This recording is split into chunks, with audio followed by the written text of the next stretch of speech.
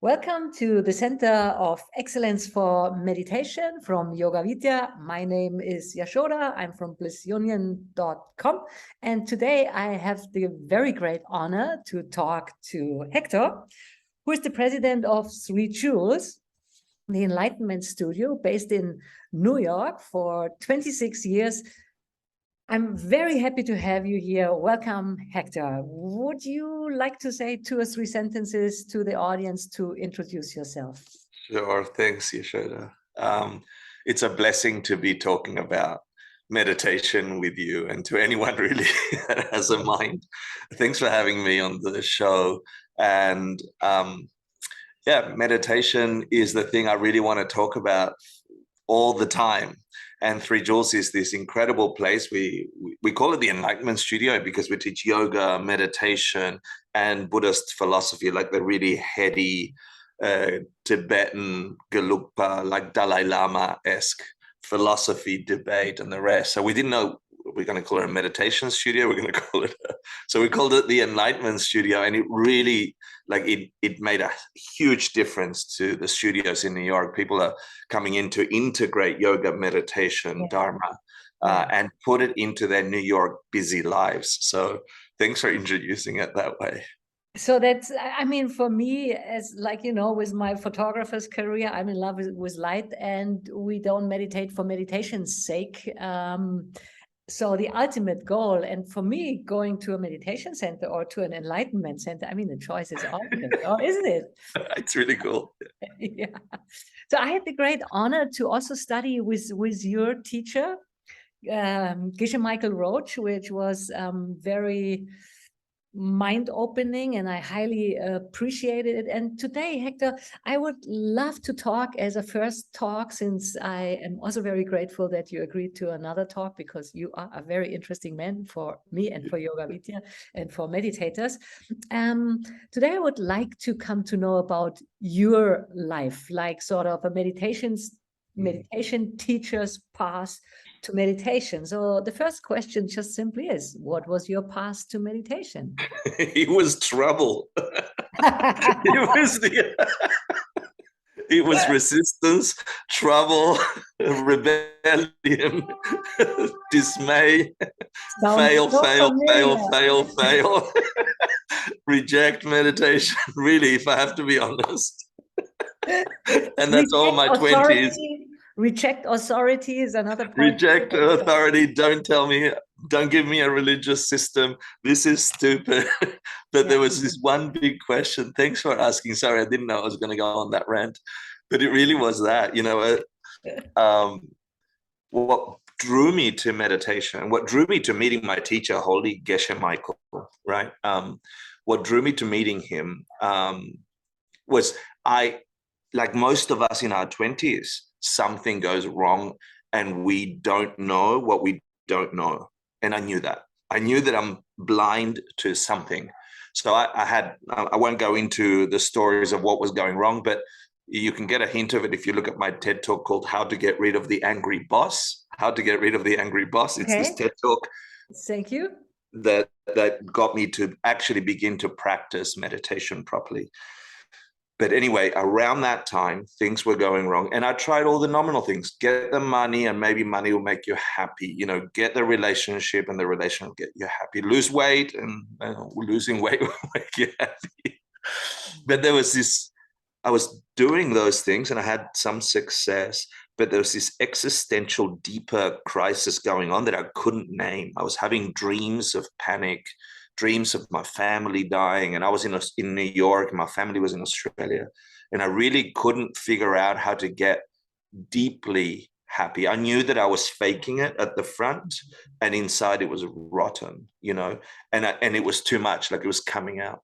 So it was around that time, through a serendipitous series of coincidences, that I come to meet Geshe Michael Roach and some of his monks and nuns at the time.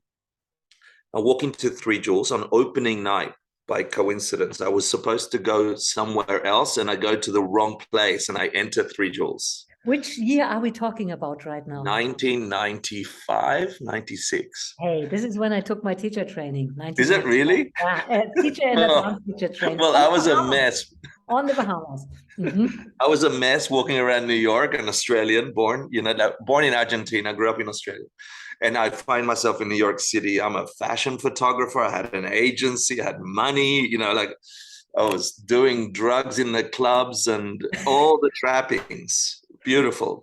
Inside, not so beautiful, Anyway, that I'm supposed to go get drunk at a friend's house. It was her housewarming party. And so we're walking around with my friend and we go into what looks like the party. We turn the block, we go into the building and everyone's dressed like a monk or a nun. It said, welcome, Tibetan Buddhist tea house, opening night, 3 jewels all welcome or something like that. And I'm like, that's weird for a party, but we walked in anyway. Everyone's dressed as monks or nuns. And I'm like, this isn't the right party.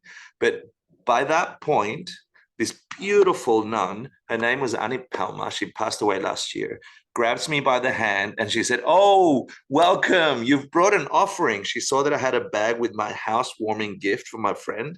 And she dragged me all the way to the back of the thing and made me give my offering, which was a plant, to the statue of Tara. So I made my first Buddhist offering without my consent.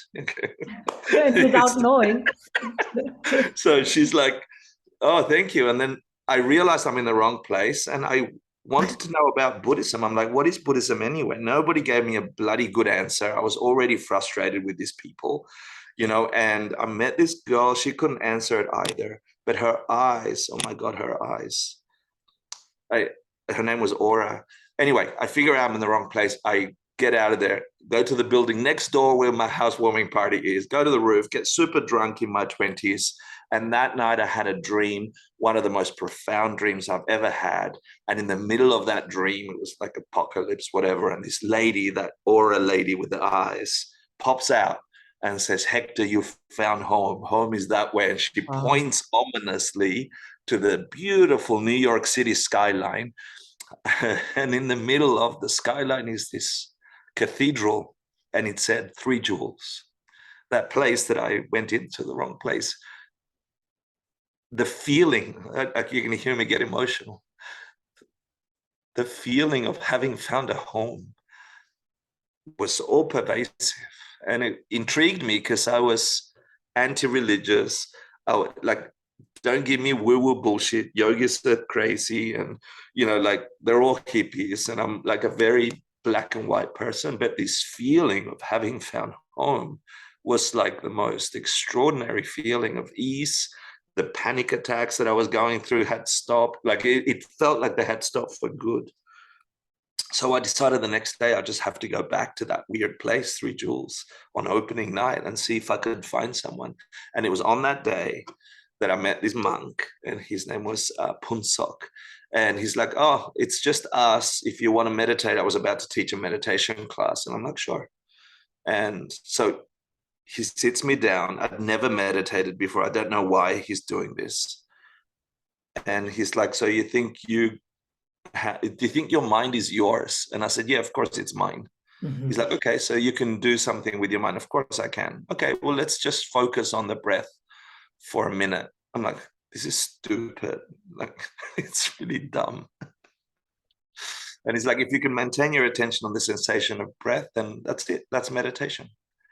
And it didn't last a second. My mind didn't last a second. And I'm stubborn. I'm like, let's start again. I interrupted the meditation. I'm like, let's start again. I couldn't do it. I was dumb, And we spent like a half an hour trying to get me past a few seconds of focus. And the more I was trying, the worse it got. The more aware I was, who owns this mind of mine? Mm-hmm. If it's not my mind, who's running the show? And what a blessing it was. I stubbornly kept returning to try and get better until I realized the mechanics of meditation. And then it led into trial and error, meeting my teacher. His teacher was Geshe Michaels, and then I met Geshe Michael, and he poured into me and many other people the Tibetan Buddhist 20-year curriculum of a Dalai Lama into coursework that we got to consume as he was translating it from the Tibetan and Sanskrit into English for the very first time. So I spent years with him getting this download, and all the while trying to meditate, trying to tame this mind of mine that I couldn't focus for seconds. It's like, never did I think I was going to be a meditation teacher. I was going to be a meditation failure. Now at 3 Jewels, 26 years later, I run a 200-hour meditation teacher training. We're currently in it right now. We have 70 people from around the world, all of them meditation teachers. And on the first weekend, they're all like, I don't know anything about meditation. Just the literature that we got from the Tibetan system and then the Indian system. Forget the Yoga Sutras and the rest, like just the summary of all that stuff into English is giving people that are already teaching meditation this idea that we don't know what we're doing. Like YouTube meditation, and you're just going to get some, I mean, I don't want to be disparaging, but the majority of the conversation around meditation is ungrounded or grounded in recent discoveries of neuroscience, which is not meditation. It's just pointing to the physicality of what happens when you meditate. It's pure, not purely, but I mean, I wrote a PhD about the Yoga Sutras, and I researched from 2011 till 2018, or I submitted 2018. And in the beginning, I didn't find much about it. I put in enlightenment, scriptures, healing. So these were my tag words. And in the beginning, there was not coming out too much. But then in 2014 or something, there were first thousands, then 1 digit more at the end, and it was all meditation and divorce, meditation and, I don't know, tingling in the ears, meditation and heart attack. yeah. Meditation for everything without specifying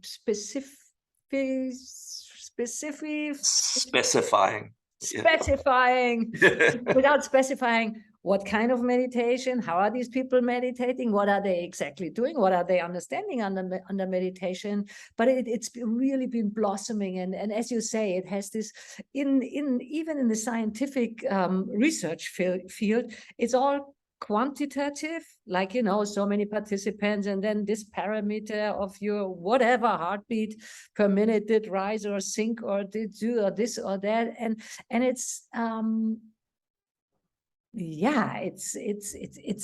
it's talking about partial effects which are so superficial, meaningful for our superficial life, and if you don't know anything else, and connecting it helps us connect, but it doesn't do it justice. And it makes sense that you're going to have meditation and divorce, meditation and this, meditation and that, because if you understand that meditation is the understanding of what goes through this mind of ours and how we get to an ultimate understanding of what this mind is doing, then everything we experience is experienced by the mind. Divorce, happiness, unhappiness, like, and so you can point to it in every direction, but we're getting lost in the arrows rather than the actual, like, I'm just having this current debate on Instagram. There's these 2 camps on people saying that, don't tell me what to do around meditation. I shouldn't do anything. I shouldn't think of anything. I should just sit, and I shouldn't have a reason. I shouldn't have a why. So we're having this debate, you know, and that some people are really adamant. Don't come to the meditation cushion with any reason at all. And I don't think that's right. I think that's woo-woo bullshit that you think that blanking out, trying not to consider anything is in any way, shape, or form going to stop the reality of your suffering in this world. You know, the reality of the constructs we build, you got to understand the constructs we build that cause us trouble.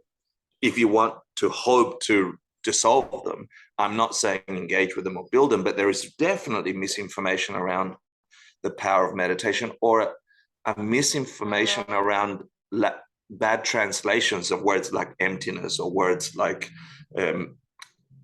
no self, or etc. like that. And that I'm passionate to talk about. I mean, this debate, for example, the one I just described, trying not to think of anything, was had in the year 750 to like the late 700s, when an Indian pandit called Master Kamala Shila came to Tibet at the call of the king, and a Chinese master who was teaching, don't meditate on anything.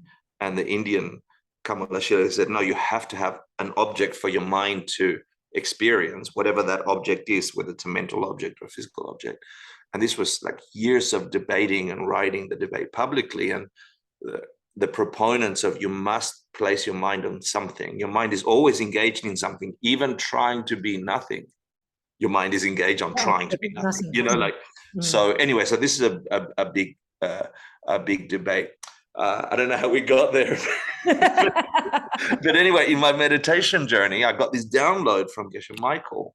And then 26 years later, meditation is exploding, but the potential, just like most things, is that we could just go down a rabbit hole where it becomes another human consumption thing, or it could be the thing that liberates us, you know, or it could be both, depending on how you do it.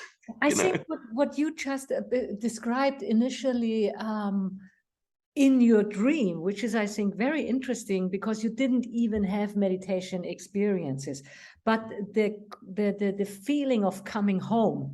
And I had, when I was doing my advanced teacher training and right back to back my advanced teacher training on the Bahamas, I was like running to the temple to meditate.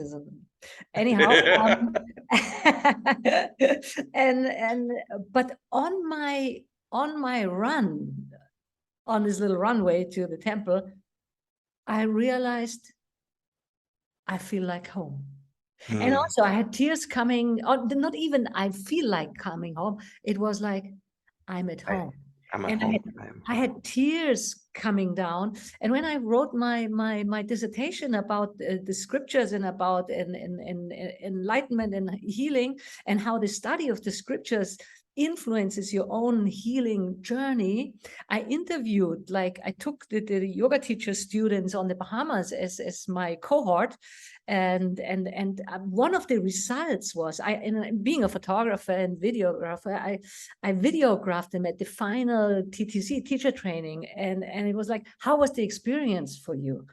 And you wouldn't believe it, but I have at least 20 people, tears coming out and saying like, I've been coming home. I found home. I'm at home. It's a deep. It's a soul home. It's a finding the origin of what we don't even talk about in our lives. It's not even a topic. Like, so it's perfect you locked into that, because really we come at practice in two ways. You know, the Tibetans, actually there's lots.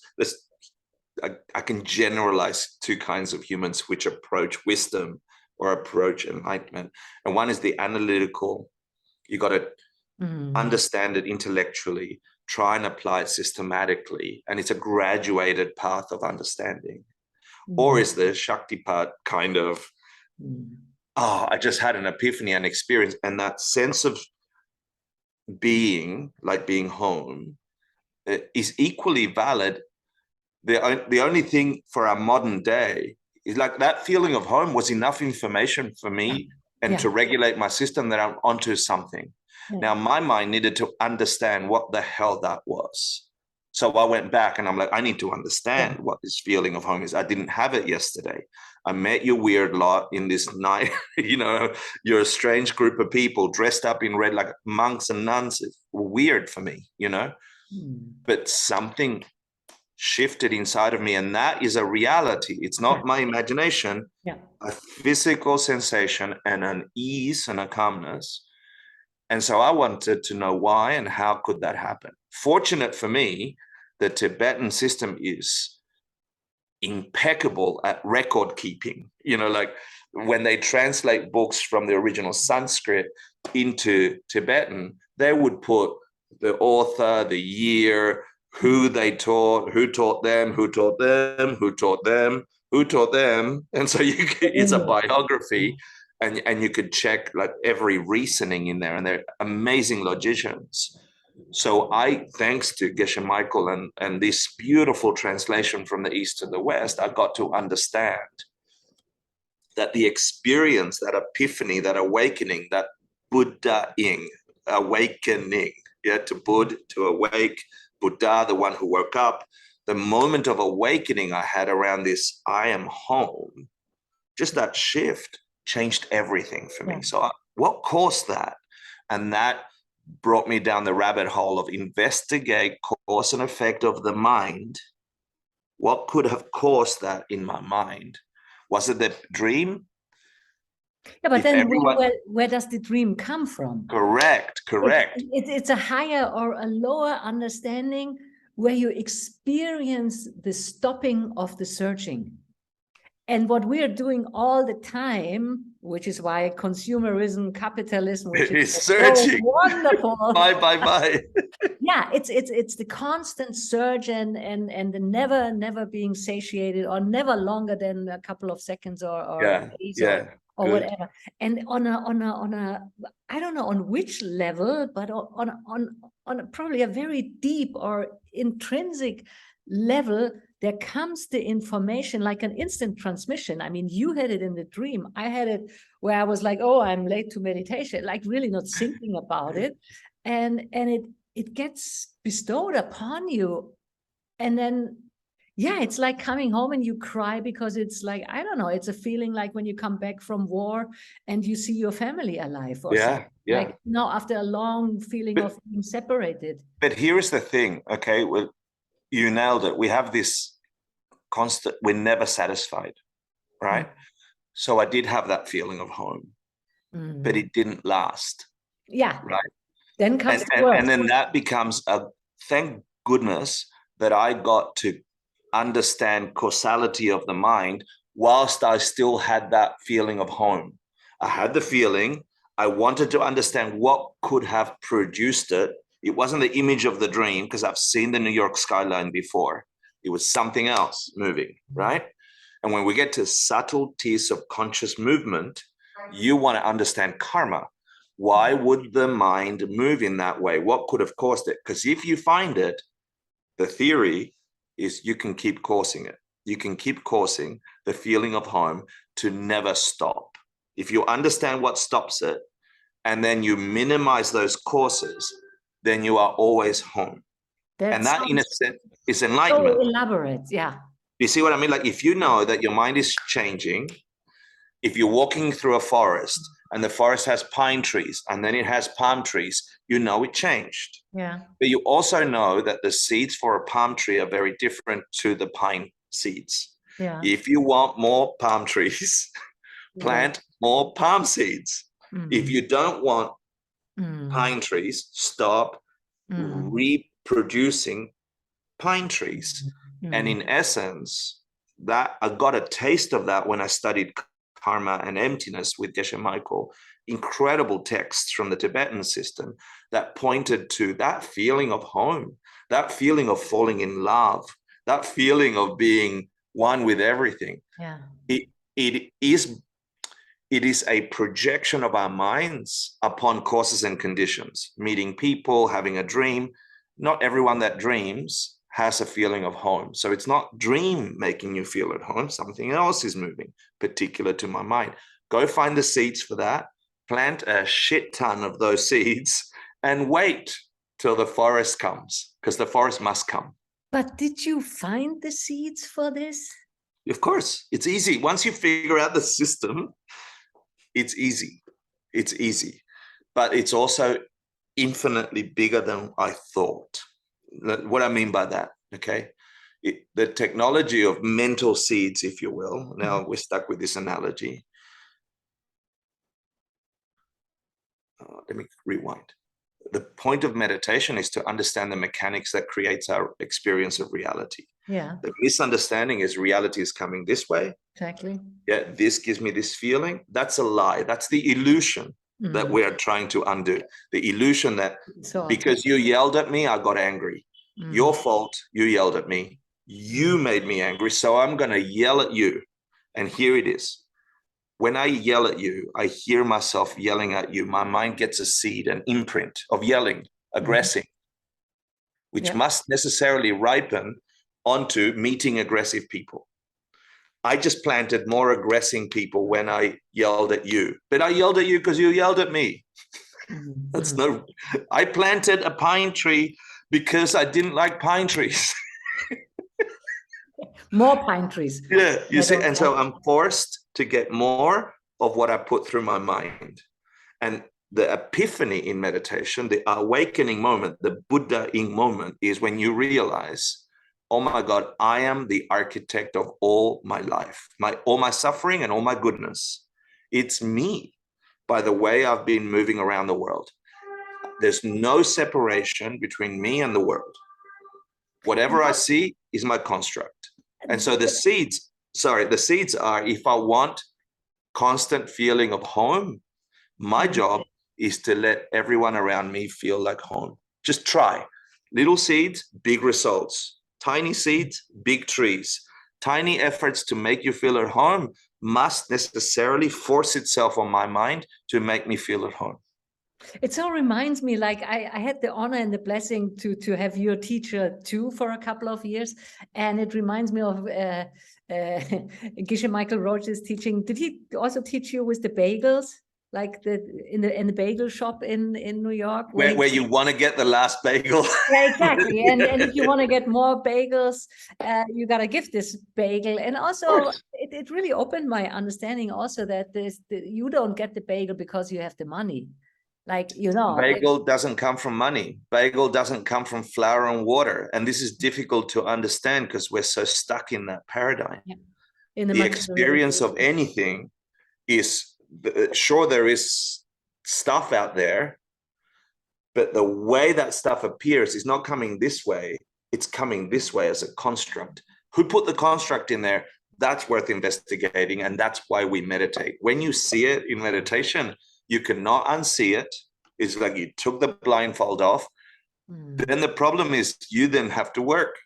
You've got to, we have infinite number of really shitty seeds. The number of times I've been angry at people, the number of times that I've planted thoughts of harm towards others, of rejection towards others, justified or unjustified, it doesn't matter. They're in my mind.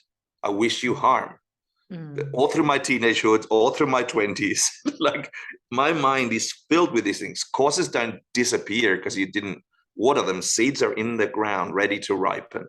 And practice is recognizing this pregnant potential for all those shitty seeds ready to make a forest, and also every goodness that I've ever done ready to make a forest.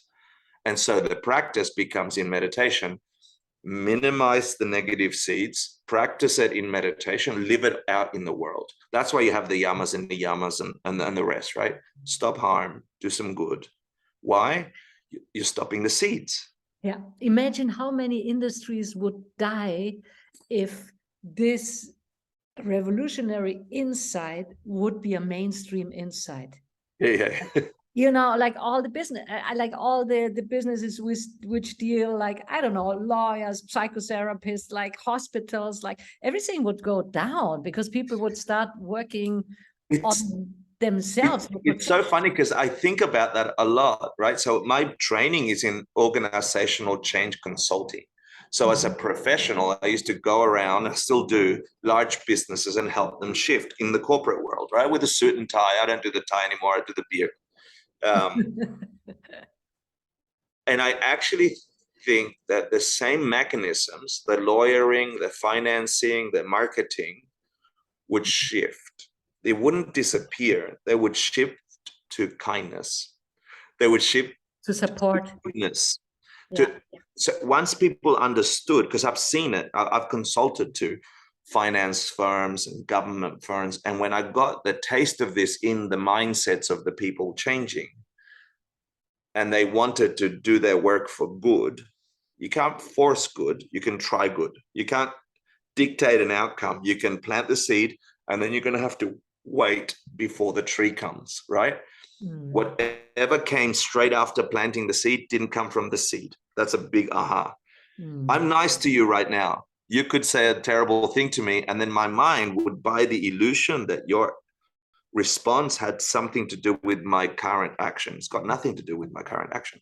What's streaming out of life at the moment is something caused a long time ago in my mind, projecting a reality. So do good, chill, let be, what is, whatever is coming from a long time before. Be tolerant about all the shitty things that come up and turn them into good. And over time, I think these industries would just be in the business of growing kindnesses. Supporting business, because like feeding the neediness or implanting the neediness in other people would be clear that it generates. Yeah, you would stop instantly if you knew. Yeah. So basically, the investigation of meditation is understanding this cause and effect of the mind, and because of the time delay between planting the seed and having a forest, we forgot we planted that seed. When I was mean to you, and 3 years later, someone's super mean to me, and I'm like, why? I was nice today. Well, it's because it happened a long time ago. If that time gap was condensed, for example, people in New York hate cockroaches, so they step on the cockroaches all the time.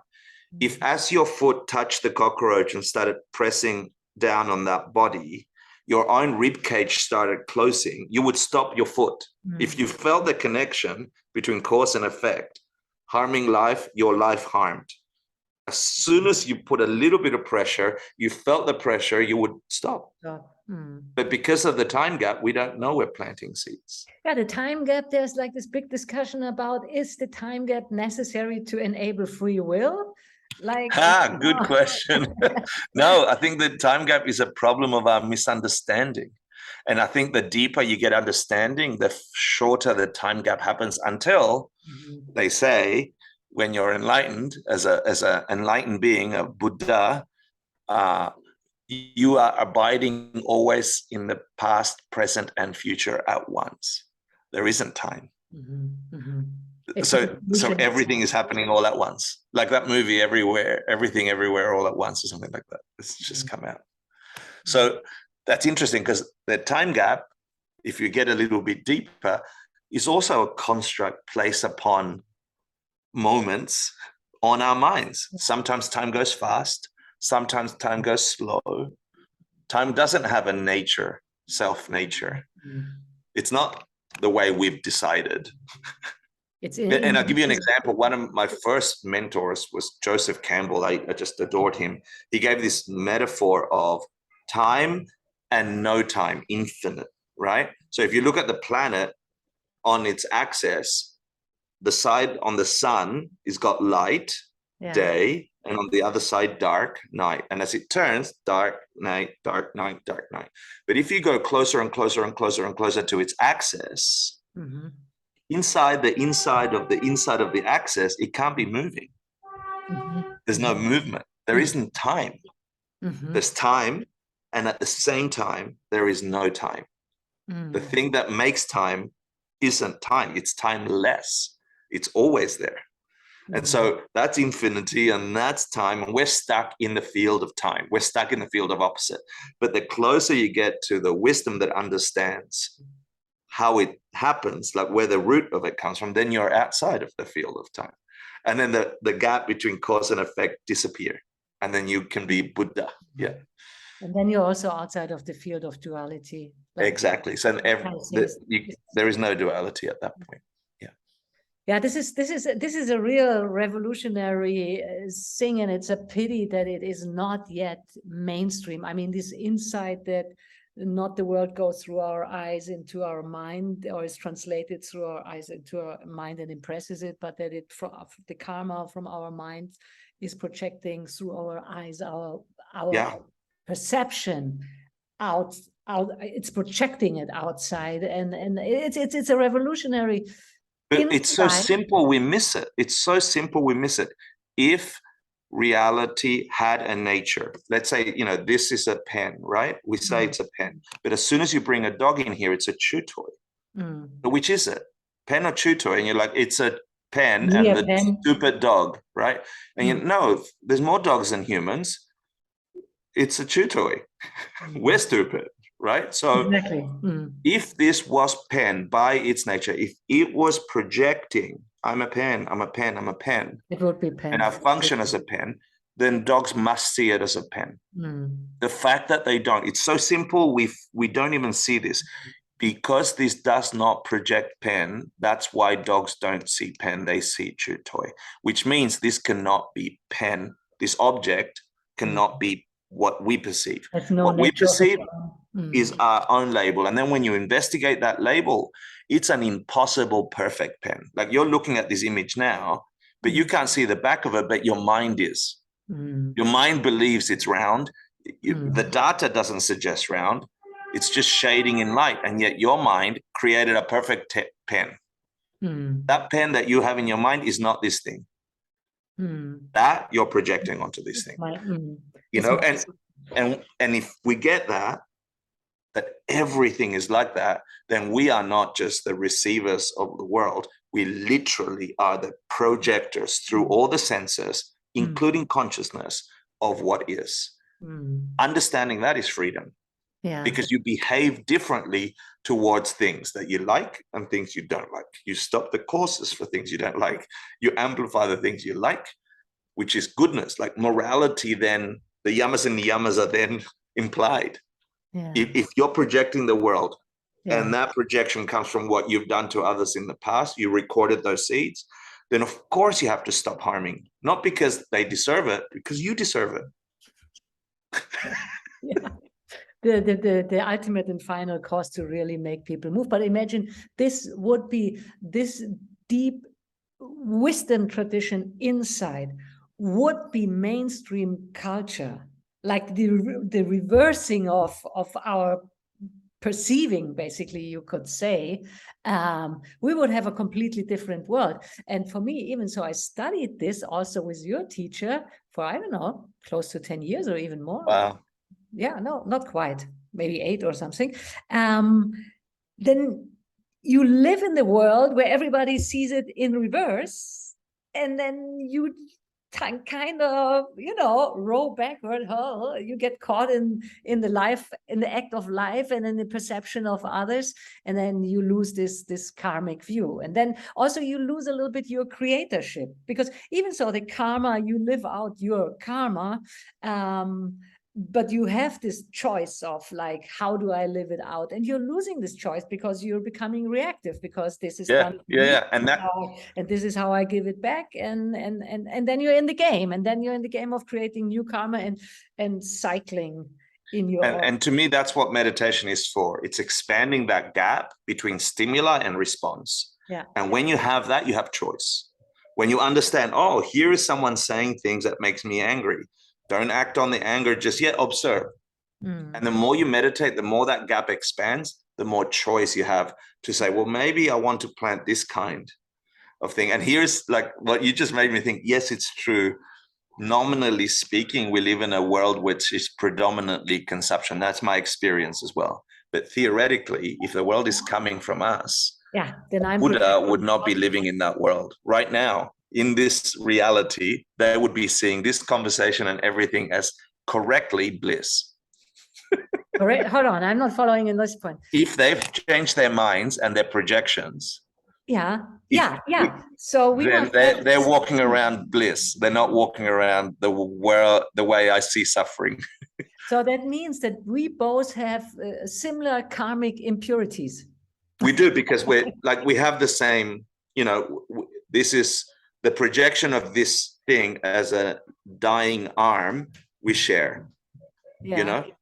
It's exactly the same. So we can say, nominally speaking, we share human projections. You think it expands on human or on mankind, on the entirety of mankind? Yeah, of course. I mean, the Buddha taught that there are 5, 6 realms of experience, broadly speaking, karmas that project realities. So interested in that. And he's saying there is the universe. Humans tend to see the universe with particular sufferings, mix of sufferings and goodness.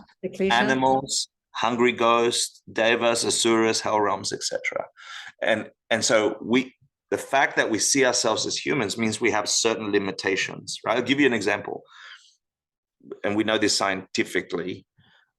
The human eyeball, just this eyeball, can only really see 0.0035% of the visible spectrum, of the light spectrum, ultraviolet, UV, etc.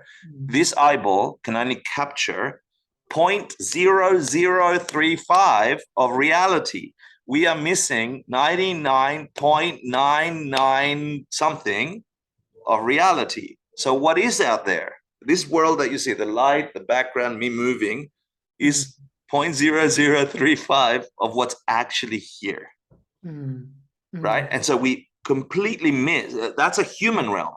A bat realm or an animal realm sees light differently. Yeah. Collect them all together, you should have the real universe, not just the human universe. Still partial, but if this is the state of science, then it's a real wonder that we are still gluing to like our five senses. You know, and when people talk about multi-sensory perceptions, then they already go as weirdos. But they're aware of like your dream sort of got bestowed upon you. It felt that way. It's a divine grace which was bestowed upon you, but it's beyond our capacity of understanding, and so it gets denied. Even probably 98 or 99.999% of reality gets perceived, in case we are able to perceive it at all, on different layers than the five senses. Yeah, and the mental sense is included in the way we filter reality in the Buddhist system. So we're encouraged to meditate so deep that you begin to see the constructs that come up from the seeds. Wow. About the constructs themselves, even. Like you get to a place of complete stillness when you stop, when you are witnessing the projections, the ripening of these seeds, including your mental construct of your mental construct. It's an emptiness meditation, which we should talk about, more. Yeah, I tell you, this is so highly interesting, because my meditation training, or like, my education, I feel like it has some limitations. And I have the impression, I smell that there is more to grab and to grow for me, and hopefully for the people who are listening here too, to grow upon your knowledge. I would love to do this to go into this in another talk. Now after it's really so much fun talking to you, I would like to sort of, was this 3 jewels your very, very first experience with meditation? Yeah, I never had anything before, never ever before. On the contrary, do you know who Ayn Rand is? Yes, of course. She wrote The Fountainhead. So I was backpacking around the world with the entire library of Ayn Rand's work on my backpack. And I was trying to live that life. I'm going to be successful. It's up to me. And if it's not up to me, I'm a failure, and I'm a leech to society. Like I had that Ayn Rand thinking. And then I met a Buddhist monk. And then, of course, I'm rejecting them because according to her philosophy, they're stupid. They're the witch doctors. So I had no trust, but I couldn't deny the physiological and mental changes that came to me after meditating. And so I had to investigate it, thanks to Ayn Rand, very analytically. And it delivered me to, I don't know how my mind operates, and this Tibetan tradition seems to know. And thank goodness I bumped into them. Actually, I didn't even think they were so special until 5 years later. I'm now back in Australia looking for a Dharma center, assuming all Buddhists teach this stuff.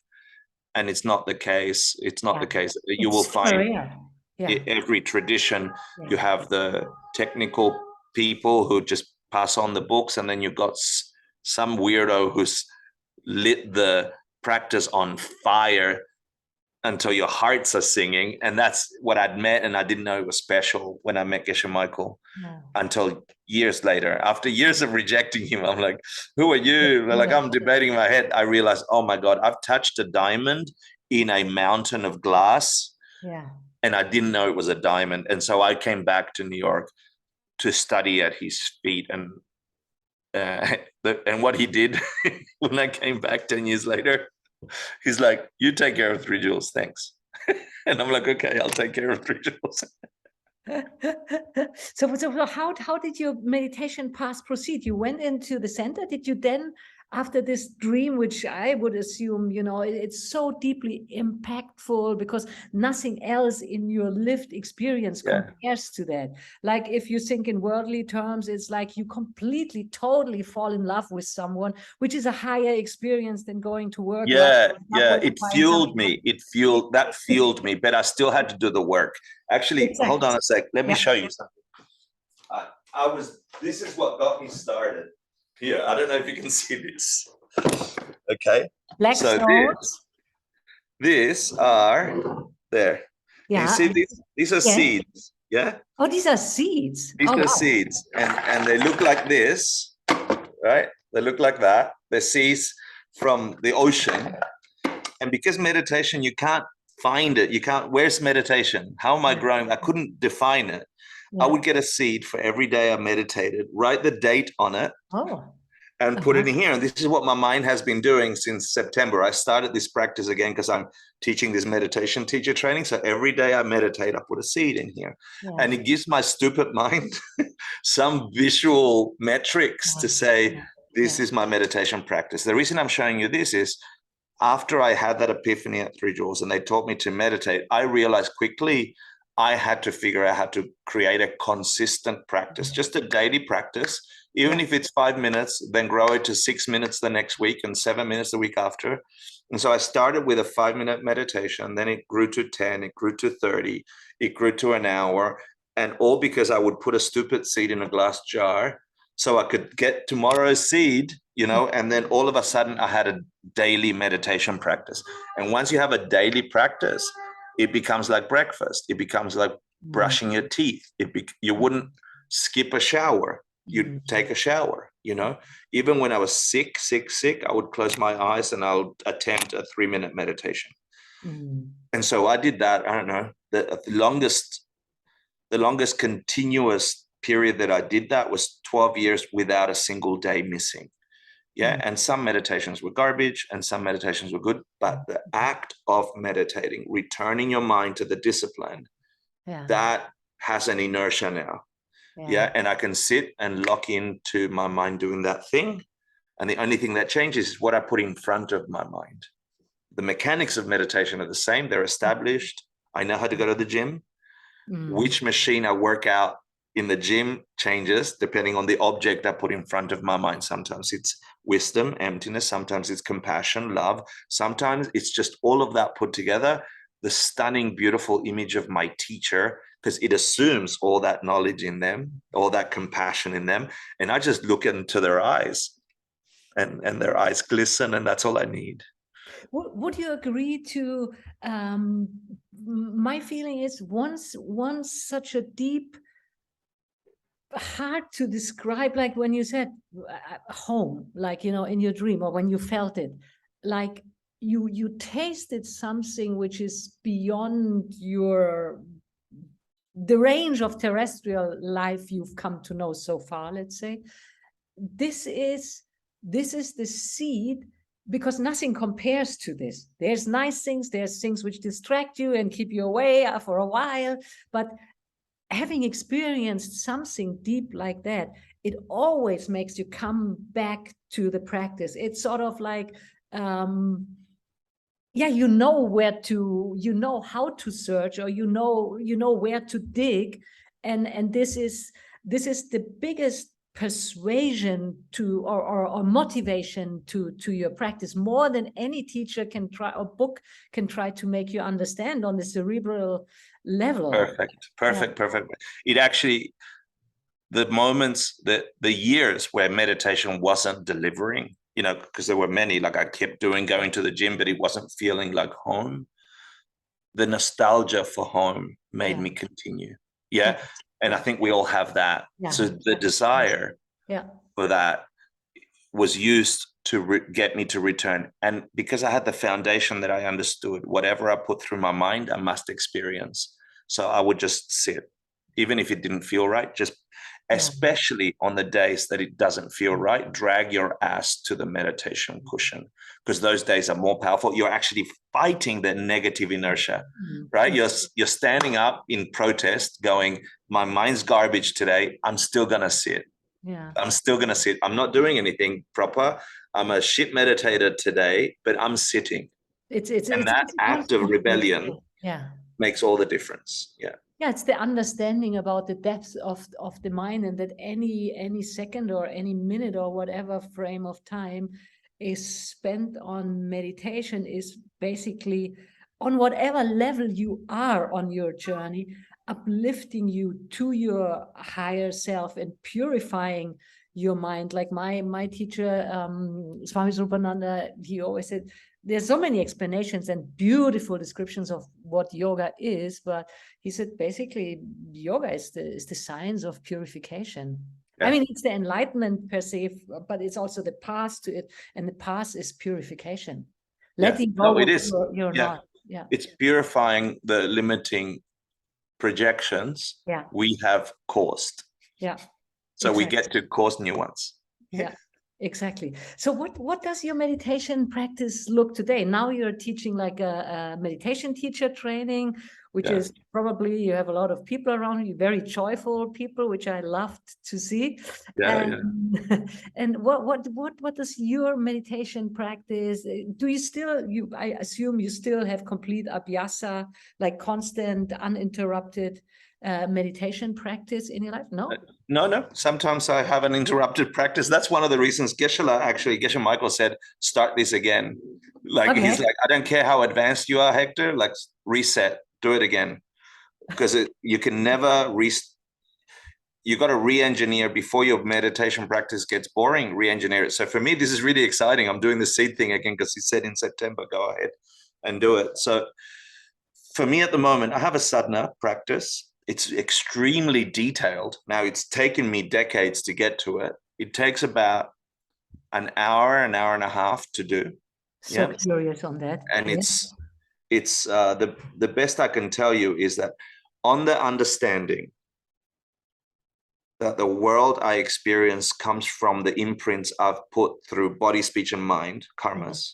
What I do towards the world, towards others, my mind is recording, and those recordings, seeds, create my experience later when they mature. On that understanding, that wisdom, and the wish that every living being be free of suffering, bodhicitta, the wisdom that understands I'm projecting reality, and so is everyone else. So I want everyone to project the very best. On those two foundations, you then get busy creating a paradisical, perfect universe in your mind, with every grass blade being pristine, every being on it, every being I've ever met, every being I will ever meet, every being currently living and that will ever be living or that has ever lived, instantly into angels, completely and utterly in their full potential. And this elaborate practice is forcing my mind over and over and over to understand the emptiness of the world I currently see and its potential, and creating the potential rather than where I'm at. And I can't tell you more than that, because part of the practice is don't tell anyone about the practice. So it has more power. It's a tantra. That takes me wonder, because like, as I said, like when Geshe Michael showed up on the Bahamas, he was like, we made the teachings public for businessmen, and I created a lot of heat with that, and for women and for kids. And so he's basically the rule breaker who pulled it out of the secret libraries of the monks and monasteries, and to spread it in his lifetime and he's doing a beautiful job. But this particular practice, because I think if people did this practice without the foundation of wisdom and compassion, they would use it like people are currently using meditation, as a pill to get over stress. Good meditation will relieve your stress, but it's not the purpose for meditation. It's a byproduct. It's a side product. Because whatever gave you stress, you still have the causes for. And unless you get rid of those causes, you will always have stress. You're in the eternal rowing for fighting the symptoms. Exactly. So my meditation practice is it's a stunning, detailed, elaborate fabrication of bliss, of heaven, of and the best. you know what, Hector? I can see it when I look at you.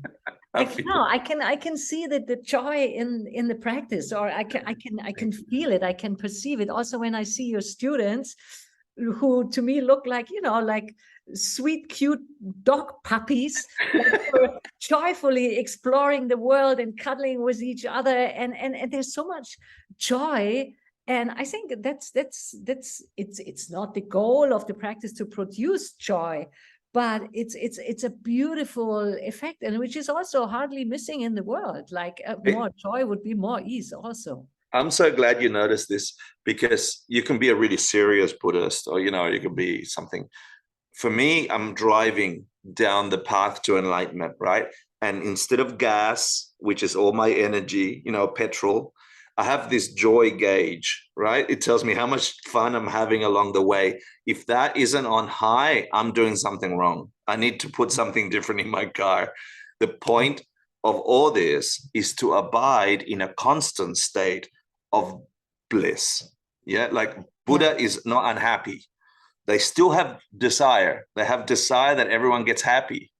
They have desire that everyone not be unhappy. They just don't have ignorant desire that wants things from the outside. They understand things are this way, but they still want everyone to do this. So that's my joy meter. And I've made it my practice. If I don't have joy, I'm missing something. If I become a serious, you should meditate, and I've got this happening, something's wrong with me. I've got to change it. That's not what I want to be. Yeah, it's a different energetic level, and also this extremely ascetic thing, which is basically run out of fear of attachment. It brings you, if you think it through to the end, it brings you in a victim state. Like, you know, the things outside control what you do. But if I, like, just recently somebody was asked, what's the meaning of life to you? And it was a beautiful answer. The answer was like, to learn, to teach, to serve, and to enjoy. And I think that is a proclamation of a master. Yeah, stunning. Because, like, if you look at Dr. Hawkins, I don't know if you know it, his energy, it's like a triangle, like which emotion, he tested it with kinesiology, he tested it out, which emotion, like, has which vibration. And like the lowest is shame and guilt, and the highest is joy. He tested joy even above love. Yeah, good. And courage is sort of like a breaking point where you don't have any more negative energy, but therefore you attract people with a lower level, because everybody wants to learn from higher vibration. So to be in the highest vibration while you realize the highest goals for any incarnation, but let's talk about this one now. I think that's true mastery. Oh, well, I think I'm onto something about the joy. Yeah. No, I you know, it attracts different people. I mean, the self-loathing, I mean, in Shivananda, I experienced it, that it was always like, sort of like, to learn, you have to have pain. And I always forever completely felt not in alignment with this, because the biggest teachings I got were from love. Love taught me everything. And I have the firm belief that there is enough pain in the world. There is enough inner critiques in the world. There is enough self-loathing in the world. I don't have to cultivate it. You don't have to grow more. No, I agree. Yeah, I don't want to add in cultivating this. I like to learn from people where this spark of enlightenment comes down to me, or where there is this liveliness which helps me to vibrate on a higher level, and also to then receive more from above, basically. Yeah, that's sweet. Yeah, so I'm very, very happy to talk with you, and I'm so curious about more, like, the details, how you in your tradition, how you sort of look on meditation, how you practice, and I think you have more knowledge in this area, and I would like to close this talk and keep this topic for our next talk. And my last question to you, Hector, would be, what tips, like, there comes like someone said, I would like to test this thing out, this meditation thing. Like, what would be your tips for someone?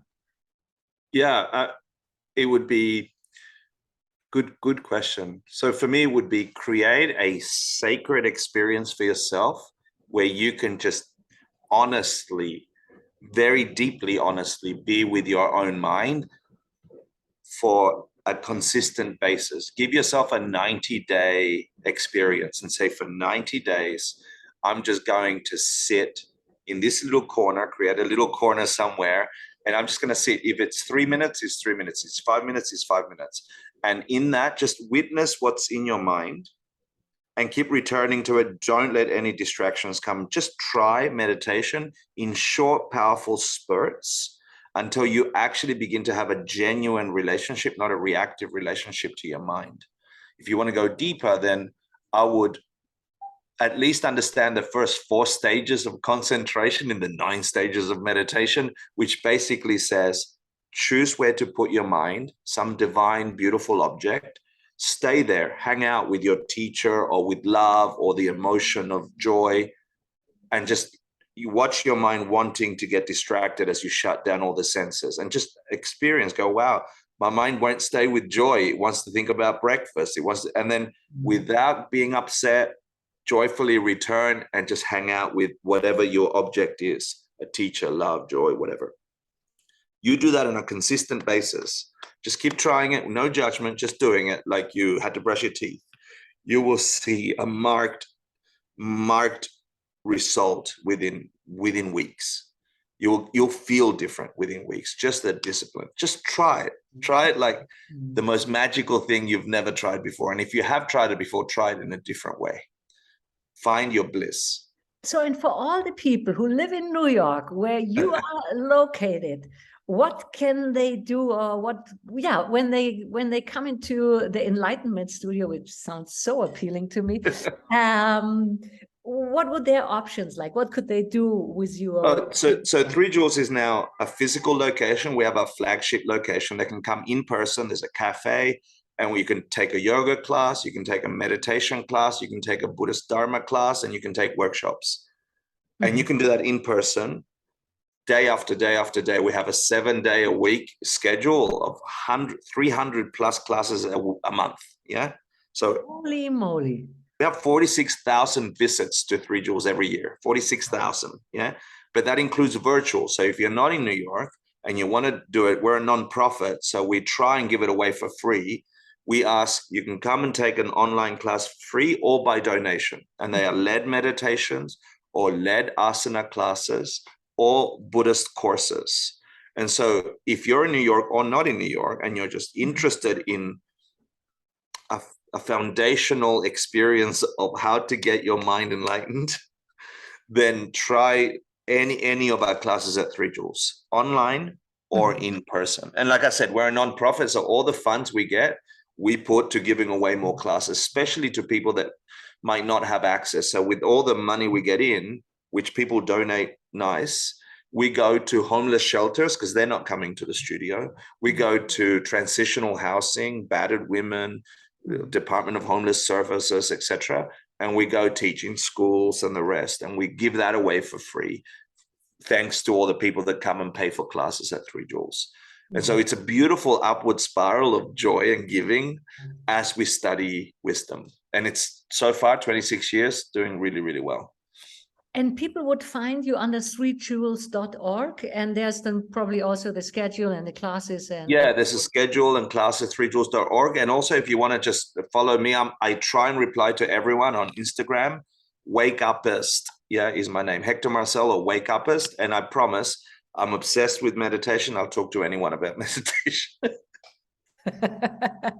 So thank you so much. It's been an absolute joy and pleasure to talk to you, and I'm totally looking forward to really go more into the nitty-gritty and details, how your tradition sees and explains meditation, the stages of a meditation, the experience on the different stages, the different lokas, or what I felt like I heard before. Like, I'm totally looking forward to that. And for now, I'm saying thank you so much, Hector, for all the work you're doing, for your joy, for your openness to share your wisdom.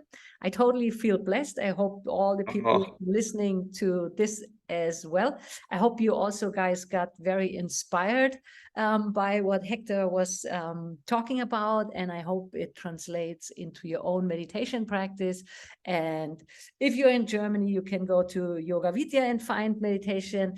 If you're English speaking, do you have a German speaking department? No, huh? We don't know. Yeah. I have a friend that I want to put you in contact with who's in Germany who can talk about all these things. Yeah, no, English is fine for me. But if you're English speaking, then go to 3 Jewels, like the written, or it's written 3 Jewels spelled out .org. Yeah. Exactly. And I'm totally looking forward to our next talk.